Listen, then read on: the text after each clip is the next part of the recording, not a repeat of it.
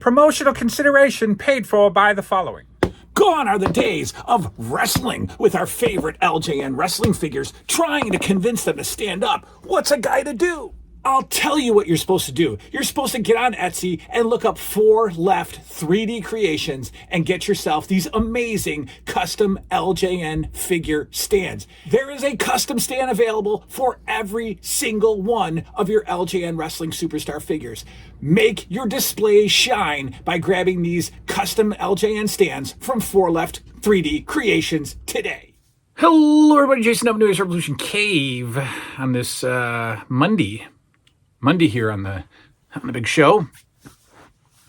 LJN's Revisited, of course. We will be taking a look at Series 3, folks. Series 3 is starting. Here we go. We just finished Series 2 last week. We'll do Series 3 today.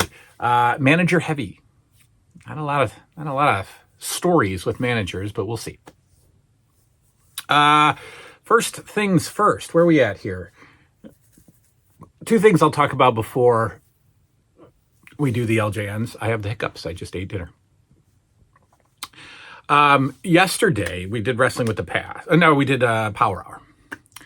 And I had somebody mention on the channel that they couldn't watch it, that they couldn't sit through the video because of the noise from upstairs.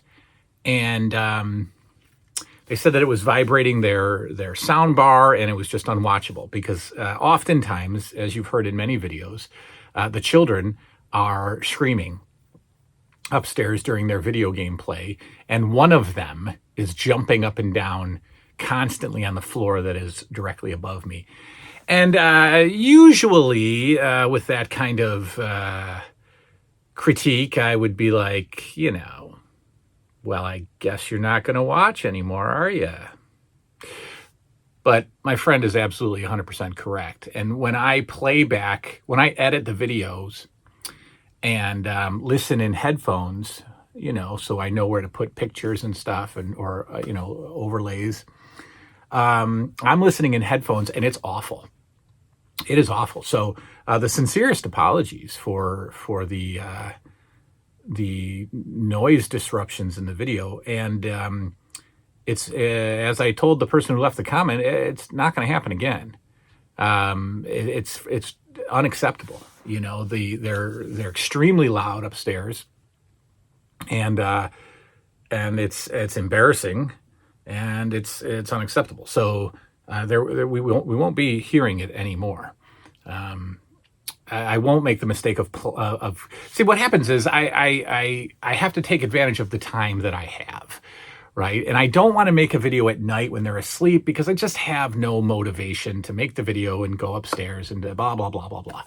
So, on a night that they're on a weekend that they're playing, I'm like, all right, let me get down here real quick. But that's not going to happen. Either the videos are going to be done at night, or the videos are going to be done when they're not home, or the videos are going to be done after I have instructed them very intensely to not make any noise. So that's that. The other thing, the book. We talked about the book. Boy, do I miss... ... Reflections and Memories of an 80s Kid. That is the working title. Boy, do I miss Reflections and Memories of an 80s Kid. How's it going? Well, I just told you. That's it. That's where we're at so far. We have a working title, and I sat down with Microsoft Word. Listen, this is extremely primitive. I'm primitive. I'm not buying a big program. I'm not, Word. Microsoft Word has a book font, not book font, but a book format, right? It narrows everything down and it's book format. So I messed around with that last night, got that set up, and actually wrote a page and a half. Chapter 1 is a page and a half. So basically each chapter is going to be, boy, do I miss whatever.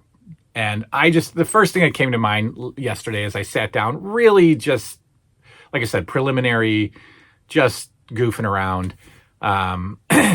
Cartoons was the first thing or Saturday morning cartoons was the first thing that that popped into my head. So I wrote about a page and a half so far, and it's not easy. It's so much easier. I wish that I could just take a book, or I wish that I could just speak a book like this, right? And then have it all broken up with a bunch of ums and stuff like that, just like that. Because that's how I express. The thoughts come to me through speech. They don't come to me through writing. So it's not as easy as just sitting down here and rapping with you guys. Anyway, so we'll have a bunch of chapters, and each chapter is going to be something that I miss, and it's going to go from lighthearted to serious and personal to lighthearted, and so we'll I'm gonna boy do I miss grandparents, or boy do I miss when my parents were married, so it's going to be stuff like that, and then obviously it's going to be boy do I miss GI Joes or whatever. That's not going to be a chapter. All right. Yeah, if you're new to the channel, you just sat through 5 minutes of nonsense and gobbledygook and hogwash. Now we're going to do LJN's Revisited, and we're going to jump right into Series 3. Like I said, Manager Heavy, I believe 1986. Yes, indeed. The first one that we have here is Captain Lou Albano. That's right. Captain Lou is the first figure that we're going to talk about from Series 3. Now, like I said, Series 3, Manager Heavy. We've got Bobby Heenan to talk about. We've got Freddie Blassie. Well, I guess it's not so Manager Heavy. We've got Blassie, Albano, and Heenan. I'll have to look and make sure that we're doing it right. But Captain Lou. So this Captain Lou, I don't remember when I got Captain Lou. I really don't. But here it is. It's a great figure. It's a great figure. It looks like Captain Lou in that classic Captain Lou outfit, with the open vest or the open jacket or whatever he wore, and he always had a T-shirt. This is good guy Captain Lou, because this was the T-shirt that he had made up after he won the award with Cyndi Lauper for the muscular dystrophy or multiple sclerosis. I'm not sure which one. Both good causes. But yeah, he dressed up in a tuxedo, and then we got a T-shirt of Captain Lou with his tuxedo. Now, there is a variant of this, which, but it's the shirt does not have red lapels. That's a variant, if you will. Captain Lou with the coloring in his T-shirt is different. We'll take a closer look at him in a minute. Captain Lou was my absolute most used manager. First of all, like I said, it's a great figure. The stockiness, the heaviness, even the pose. That's a great figure. But I used the heck out of Captain Lou. I don't have a lot of memory except of Blassie being used as a manager. I don't even have a lot of memory of Bobby Heenan being used as a manager, but Blassie was always with Sheik and Volkov, and he was always interfering with the cane. But I guess we'll talk about that when we do Blassie. I do not have any play memories of Lou Albano as a manager in the LJN Federation. However, why is he my most played with manager then? Well, because I used him as a wrestler. Captain Lou was my one and only jobber in the WWF LJN Fed. And I guess I can't even call him a jobber. Nah. Well, yeah, because he wouldn't get squashed in 3 minutes like a TV match, but he was the executioner. Captain Lou was the executioner. Just like this, dressed like this, no mask, no, I didn't obviously repaint him. This was the executioner. And he would, he was a wrestler. So if, you need an opening card match, Junkyard Dog versus the executioner. And of course, the executioner would get plenty of offense, but then lose. Never got pushed, never did anything special. But the executioner was another wrestler that I used my imagination for. And I just love that because, again, that's not going to exist. That's not going to exist today. You know, you're not going to take a kid today that grabs a Mattel Triple H and calls him Mattel, whoever. You know, he makes up a name or, this is my Hogan. You know, it's my Triple H. We did that all the time. I know kids would use Greg Valentine and call him Ric Flair. I obviously, the Executioner. I use Jesse Ventura as somebody else. Bruno Sammartino was somebody else in my federations.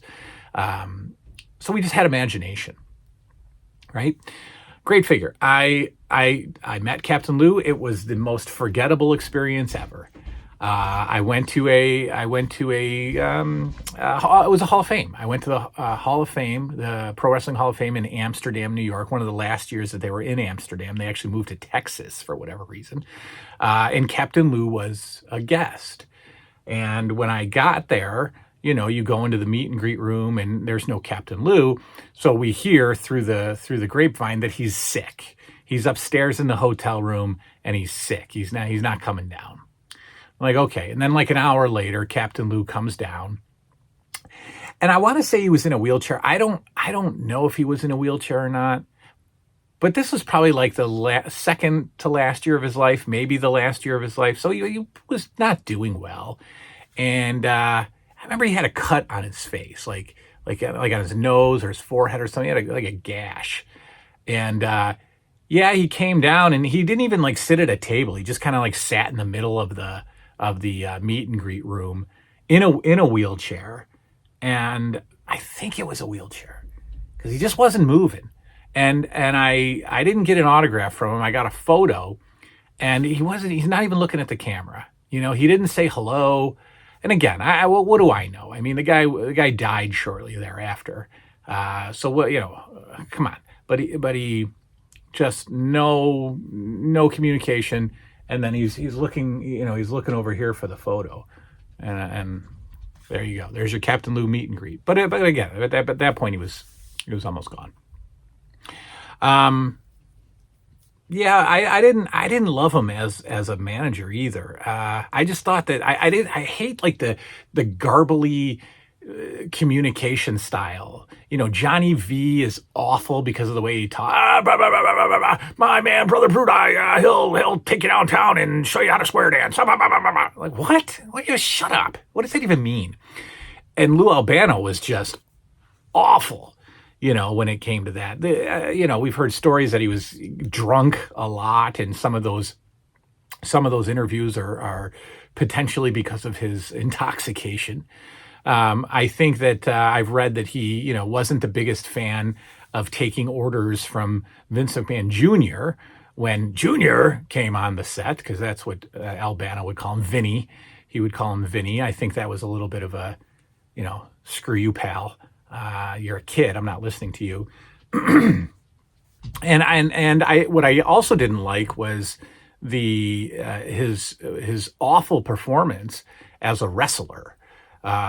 His complete lack of protection of the business, if you will. And maybe I'm just being a little bit too critical of this, but go back and watch. I'm sure many of you have seen it. Go back and watch a Captain Lou match against Pat Patterson, I think, and against Jimmy Snuka, and watch some of the worst in-ring performance you've ever seen. And don't say, well, he's not a wrestler. Yes, he is. Yes, he was. A. And B, anybody on the planet could have done a better job than Captain Lou did in those matches against Patterson and Snuka for several reasons. One, his selling of a punch is awful. It's awful. And two, he cuts himself multiple times in plain view with a blade taped to his thumb, literally going like this. Jimmy Snuka punches him and he goes like this. He dances around like this. You see my thumb? Come on.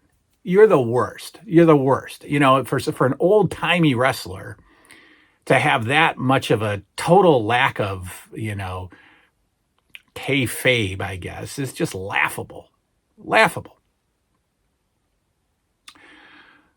Did I say enough about Captain Lou? Have I disrespected him enough? Great figure. the executioner. Let's take a closer look. All right, here we go. Let's take a look first at the Captain Lou Albano Custom LJN stand from 4 Left 3D Creations. That's right, head over to Etsy. 4 Left 3D Creations for all of your custom LJN stand needs. Now, the Captain. Like I said earlier, fantastic figure. Complete capture of likeness. Great over-the-top detail, I think. This, I don't think is... I think that's a big deal for 1986. That every single LJN Captain Lou has this on the shirt. I think it's a big deal. I think it's a big deal. Especially when we get, kind of shortcuts with some figures like Iron Sheik. We didn't get his prototype outfit. Jesse Ventura's pants are very, very plain. They didn't do a great job with Brutus Beefcake's pants. But here, we get this over-the-top detail. The face is fine. I mean, it's Captain Lou. The beard's perfect. The rubber bands stuck to his cheek is fantastic. The pose is fantastic. The size is perfect. It's a short, stocky, heavy Captain Lou Albano. The hair I like. I like everything about the figure. I really do. I like everything about the figure. I think it's a great figure, and I thought it was so great that I used him as a wrestler. And there we have the back. Oh, that is... I almost thought for a second that was actually the way the vest came. It did not. For some reason, that is very strange wear on the back of that figure. I have no idea why that wear is there. But anyway, there he is. The trademark is on the back of the vest, 1986, Titan Sports. And obviously C for Captain, right? No, of course not, silly. I've seen some interesting customs. You can guess who people use this figure for to make a generic custom. A Bang Bang. They simply just paint a red and black checkered vest, and there's Mick Foley. But anyway, Captain Lou. Captain Lou. Absolutely great figure. We